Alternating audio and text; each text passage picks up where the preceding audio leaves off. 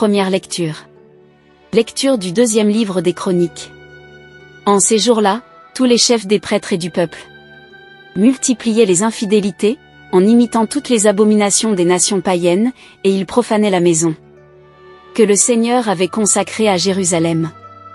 Le Seigneur, le Dieu de leur père, sans attendre et sans se lasser, leur envoyait des messagers, car il avait pitié de son peuple et de sa demeure. Mais eux tournaient en dérision les envoyés de Dieu, méprisaient ses paroles, et se moquaient de ses prophètes. Finalement, il n'y eut plus de remède à la fureur grandissante du Seigneur contre son peuple. Les Babyloniens brûlèrent la maison de Dieu, détruisirent le rempart de Jérusalem, incendièrent tous ses palais, et réduisirent à rien tous leurs objets précieux. Nabuchodonosor déporta à Babylone ceux qui avaient échappé au massacre, ils devinrent les esclaves du roi et de ses fils, jusqu'au temps de la domination des Perses. Ainsi s'accomplit la parole du Seigneur, proclamée par Jérémie. La terre sera dévastée et elle se reposera durant 70 ans, jusqu'à ce qu'elle ait compensé par ce repos tous les sabbats profanés. Or, la première année du règne de Cyrus, roi de Perse, pour que soit accomplie la parole du Seigneur proclamée par Jérémie, le Seigneur inspira Cyrus, roi de Perse. Et celui-ci fit publier dans tout son royaume, et même consigné par écrit. Ainsi parle Cyrus, roi de Perse. Le Seigneur, le Dieu du ciel, m'a donné tous les royaumes de la terre, et il m'a chargé de lui bâtir une maison à Jérusalem, en Juda. Quiconque parmi vous fait partie de son peuple, que le Seigneur son Dieu soit avec lui, et qu'il monte à Jérusalem. Parole du Seigneur.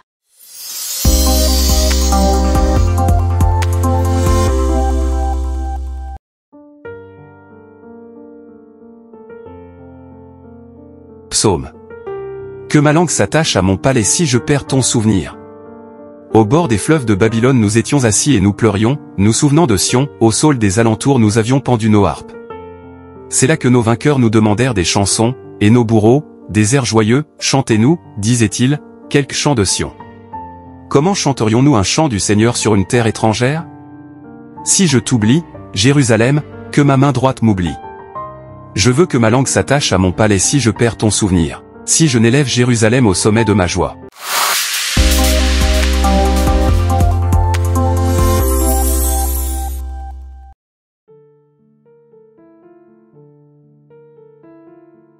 Deuxième lecture. Lecture de la lettre de saint Paul apôtre aux Éphésiens. Frères, Dieu est riche en miséricorde, à cause du grand amour dont il nous a aimés, nous qui étions des morts par suite de nos fautes, il nous a donné la vie avec le Christ. C'est bien par grâce que vous êtes sauvés. Avec lui, il nous a ressuscités. Et il nous a fait siéger aux cieux, dans le Christ Jésus. Il a voulu ainsi montrer, au long des âges futurs, la richesse surabondante de sa grâce, par sa bonté pour nous dans le Christ Jésus. C'est bien par la grâce que vous êtes sauvés, et par le moyen de la foi. Cela ne vient pas de vous, c'est le don de Dieu. Cela ne vient pas des actes, personne ne peut en tirer orgueil.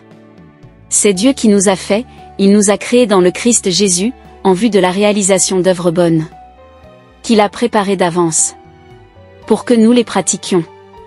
Parole du Seigneur.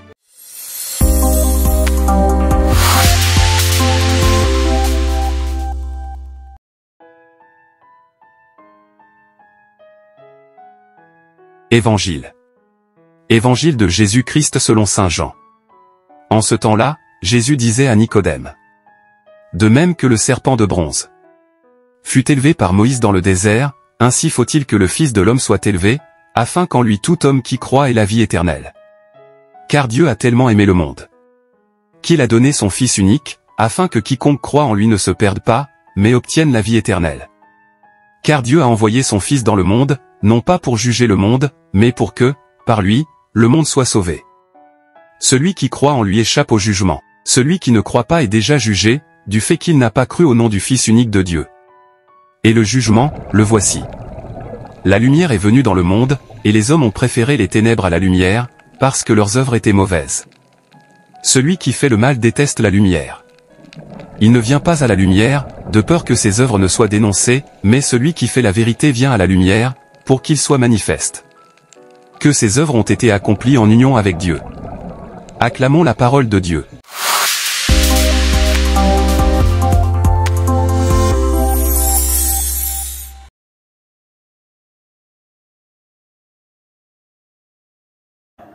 En ce quatrième dimanche, au centre de notre méditation, nous avons la croix.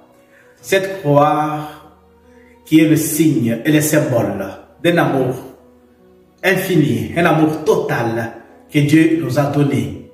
Car, disent les Saintes Écritures, Dieu a tellement aimé le monde qu'il a donné son Fils Jésus-Christ, afin que celui qui croit en lui ait la vie éternelle. Il s'agit en ce dimanche de la conversation entre Nicodème et le Seigneur Jésus-Christ. Dans cette discussion, le Seigneur révèle à Nicodème que comme à l'époque de Moïse, le Seigneur avait demandé à Moïse d'élever un serpent de bronze sur une croix et que tout celui qui regarderait à ce serpent, celui qui était mordu, il allait recevoir la vie, il allait être guéri. De la même façon, nous aussi, en regardant la croix de Jésus-Christ, nous recevons la vie éternelle. Mais cette vie éternelle, comment elle vient vers nous? Dieu voudrait sauver tout le monde. Dieu tient vraiment à notre salut. Dieu tient vraiment à nous donner la vie éternelle. Mais il ne nous impose pas. Il nous demande, il nous propose ce salut. Il nous propose cette vie éternelle. Il nous dit, celui qui croit, celui qui ose regarder vers la croix de mon Fils Jésus-Christ, il sera sauvé. Donc, la croix pour nous chrétiens devient un instrument par lequel nous voyons l'amour de Dieu crucifié, l'amour de Dieu sacrifié, l'amour de Dieu dans toute sa splendeur qui se révèle envers ses enfants, envers ses élus, envers tous ceux qui comptent voir le Seigneur Dieu agir en eux.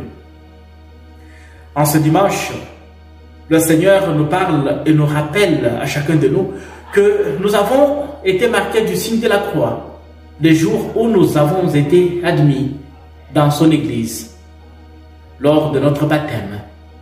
C'est parmi les premiers signes, les signes qui caractérisent notre entrée dans cette famille des enfants de Dieu. D'ailleurs, ça se pose à la porte d'entrée de l'église. Le prêtre interrogea les parents pour savoir ce qu'ils veulent pour leurs enfants, pour leurs fils, pour leurs filles. Quand ils disent qu'ils le veulent vraiment, ils demandent le baptême pour leur enfant, le prêtre marque cet enfant du signe de la croix, en signe de reconnaissance que c'est par la croix que nous sommes sauvés, c'est par la croix que nous avons la vie éternelle.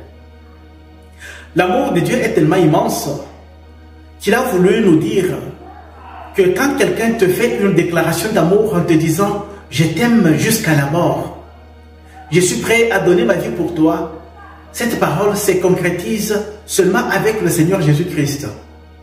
Les humains, on peut aussi dire à notre prochain qu'on l'aime jusqu'à la mort, on l'aime jusqu'à mourir, mais c'est Jésus qui concrétise vraiment cette parole, car lorsqu'il nous dit « Je t'aime jusqu'à la mort », vraiment, il nous aime jusqu'à la mort. Et il ne nous aime pas en moitié, il ne nous aime pas seulement en partie, il nous aime réellement, car sur la croix, nous avons vu cette grande détermination qu'il avait, avant tout d'entrer à Jérusalem, cette grande détermination qu'il avait de rejoindre ceux qui pourront les persécuter, cette grande détermination à donner sa vie pour ceux qui l'aiment, car lui-même l'a dit, il n'y a pas de plus grand amour que de donner sa vie pour ceux que l'on aime. Donc sur la croix, quand j'élève mes yeux vers la croix de Jésus-Christ, je vois sur cette croix non seulement un homme crucifié, je ne vois pas seulement un Dieu crucifié, mais je vois l'amour crucifié.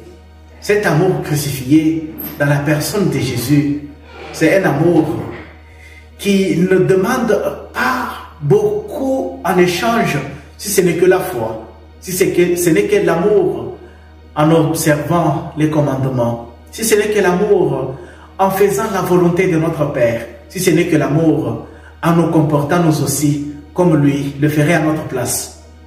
Serons-nous aussi à mesure de donner notre propre vie par amour pour lui, par amour pour notre frère, par amour pour notre sœur, par amour pour nos parents, par amour pour toutes les personnes de bonne volonté que Dieu met sur notre chemin? Si nous ne sommes pas encore arrivés à ce niveau-là, le Seigneur nous dit, regardez-moi, je suis le maître, je vous enseigne comment on aime. On ne peut pas aimer sans accepter le sacrifice.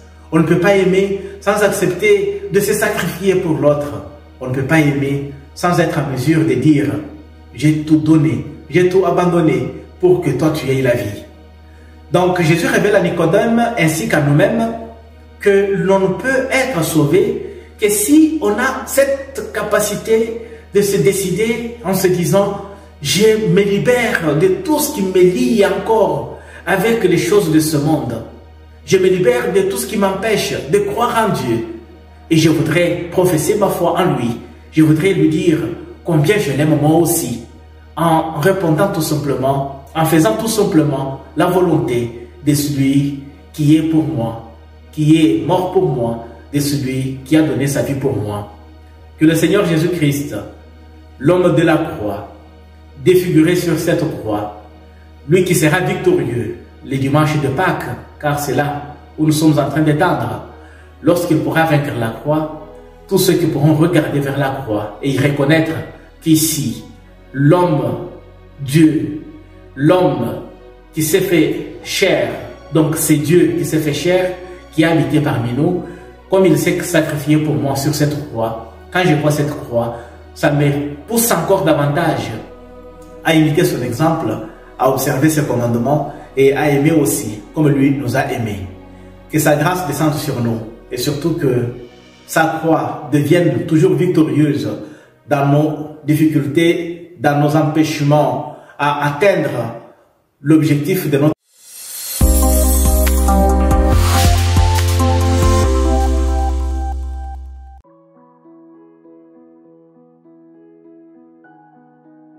Le saint du jour aujourd'hui c'est Saint Simplice Pape. Pape de 468 à 483, Simplice voit la chute de l'Empire romain d'Occident et fait face à l'hérésie monophysite qui reconnaissait la seule nature divine dans le Christ. Il renforce l'Église en Italie en défendant la papauté durant les désordres causés par les migrations barbares.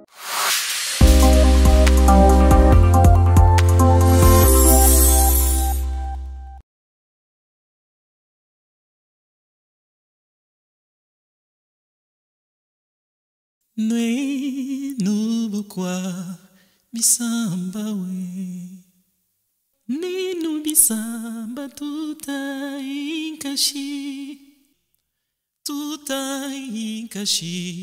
tukoboela mawe Viji mokulu wetu Kifumu wetu bisamba gari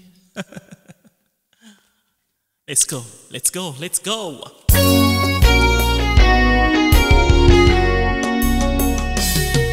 Fumu, mukalena, wewe ujimonene, wewe ujimonene, wewe ujimonene, wewe ujimonene, fumu.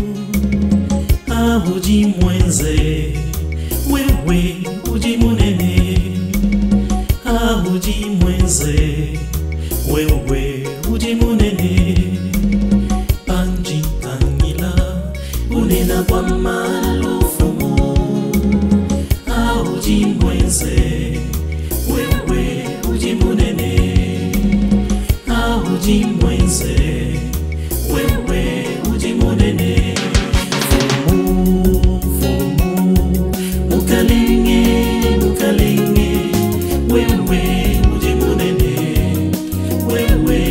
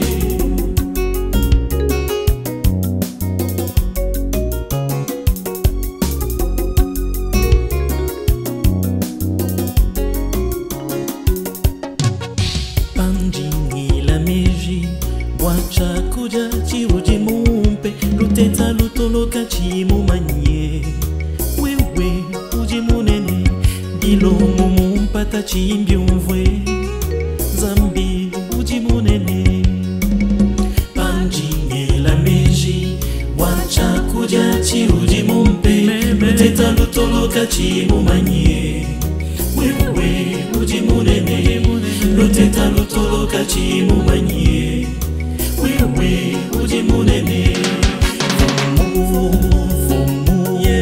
mukalingi wewe uji munene wewe uji munene wewe uji munene wewe uji munene